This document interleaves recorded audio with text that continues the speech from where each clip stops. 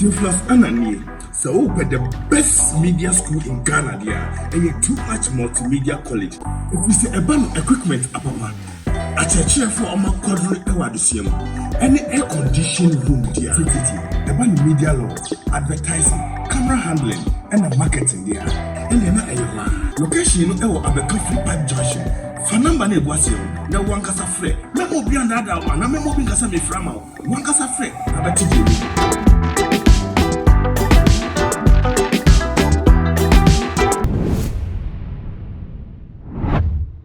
Ekwanya nansi entemo Ghana police jumayefo no dodo na enam so ede ehwere womo ekra enkwa no ama dodo na chese ehu abo womo ama womo ebusa ese ede ya na ekoso ewo police jumayefo no emu a enunti no ama sanyo ma we nyina eko eso because enche na yenua ba Constable Sandra to anananom ewo ensiedo ewo Damango Savannah region say na say ensusu ye de ni kokopie mu ewo enkoko nsusu a nua ba ono susu ni din de Lance Corporal Sarah eje wono susu atwa nananom ewo ensiedo abraje say wode nani ekokopie mu ewo hotel bi anaje say woko akwakwa gi na home na hotel na wokokopie mu ewo ehonum na ebraje say wo mu ehun say we free emu no letter wo mo ede bebeto abonti anase letter bebeto abonti anaje say abrante ni din Timothy Dampari edi ewo no mene wo eka say ede IGP ne nkrofo na soafo papa Ekufu Dampare ebusefo say wo mo so aye adwumasuo pa wo mo nsa etimi aso Timothy Dampari emu na enyo no nso enkoa ede papa baako enso eka wo no so no wo mo ensa aso nimu ebie ono ene Mesiho hotel no manager ni din ede Mr. Richard Nimo wono so ensa akoka aposifo aka church say womo ene Timothy Dampare no womo hwe se ombetimi aboa na enhwehwemu a womo epe no womo ensa etimi aka na ebra police fo no ede womo release ebebeto edwan womo bebe ensemo eni eso na ebusefo ansa na ebebo ede era ensem no emu no na mekai mo ese Ochade Herbal Center na eso ya sema ye di edwumedie no eba ebebe so mo ochade se yare biara aye kranko ete woso se gonorrhea syphilis candidiasis oba wo pa wo be ma wo low sperm count nkwamo no ewu ebiem nso so be ma ni so wo pese yenye ne kese emfa ema penis enlargement ni nyina no wo be ye ede amount se esiche yare na ewo woso da ye meche diabetes ena ebiem ntehye wa yare asthma enso etete wo ede a na ni nyina no ehu be say obetutu mika na wako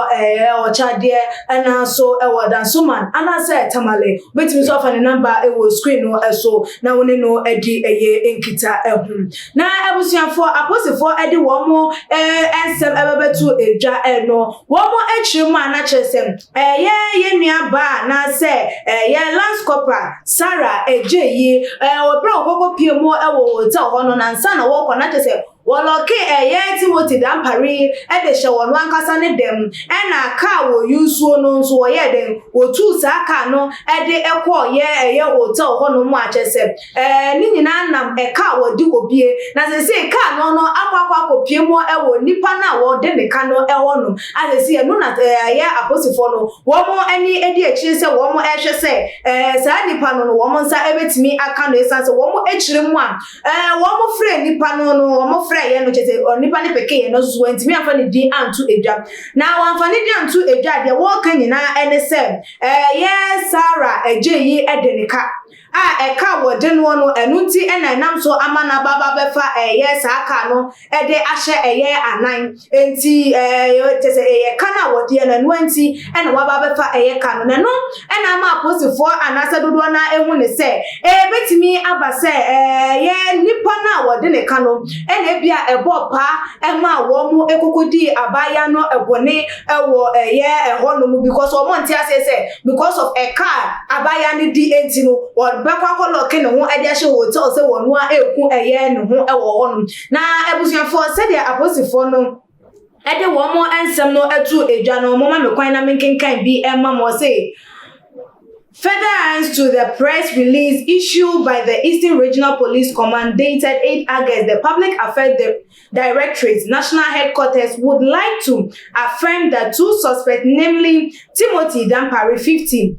Lotto agent, and Richard Nimo, 30, the manager of Misoho Hotel, have been arrested in connection with the death of the police Lance Corporal Sarah Ejay at Nkoko in the Eastern Region. The Director General in charge of the Criminal Investigation Department, COP Mr. Kenny Abua, is leading the technical team made up of crime scene managers and the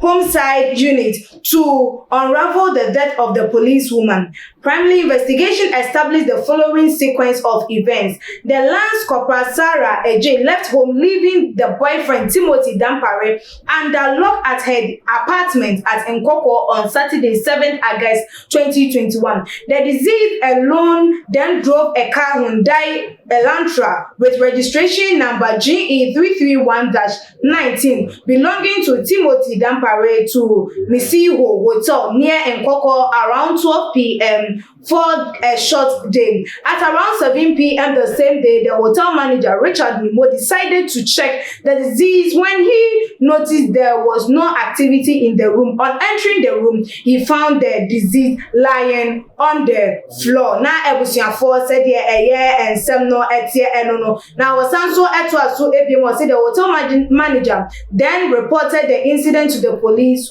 who on arrival identified the deceased as a staff of the Nkoko Divisional Police Command. The police team then visited the home of the deceased and noticed the apartment has been locked with Timothy Dampare in it. 2 notes were found during the police investigation. One was found at the scene